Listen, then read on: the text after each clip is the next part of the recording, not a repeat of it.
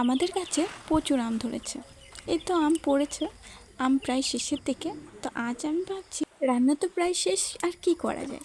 তো আমি চাটনি করবো ভেবে নিলাম, আর কড়াইয়ের মধ্যে তেল সর্ষা দিয়ে ভেজে নিয়ে তারপর আমগুলোকে ছেড়ে দিলাম।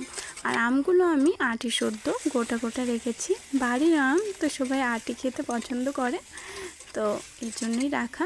তারপর ভালোভাবে কষিয়ে নেব, হালকা লবণ হলুদ দিয়ে কষাতে থাকবো যতক্ষণটা জল শুকিয়ে যাচ্ছে, আমের জলটি। আর বাড়ির গাছের আমের যদি চাটনি না করা যায় তাহলে কি হয়। আর আমার বাড়িতে সকলেই শেষ পাতে চাটনি খেতে খুব পছন্দ করে, তাই আজকে চাটনিটা করছি আমি। আর গাছের আমের বলে কথা, তাই আটে রেখে দিয়েছি। আর এখানে দেখো প্রায় আমার আমের জলটা শুকিয়ে যাচ্ছে, তা আরও ভালোভাবে কষিয়ে নেব।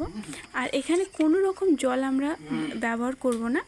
এখানে আমের জল শুকিয়ে গেলে ভালোভাবে কষিয়ে নিলে ততক্ষণে আমরা দিয়ে দেবো চিনি, বেশ পরিমাণ মতো। তোমাদের স্বাদ অনুযায়ী তোমরা দিয়ে দিও চিনি।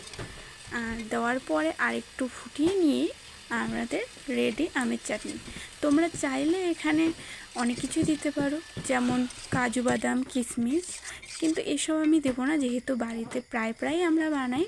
আর আমার বাড়ির লোক এভাবেই খেতে পছন্দ করে, তাই এরকমভাবেই করছি আজ।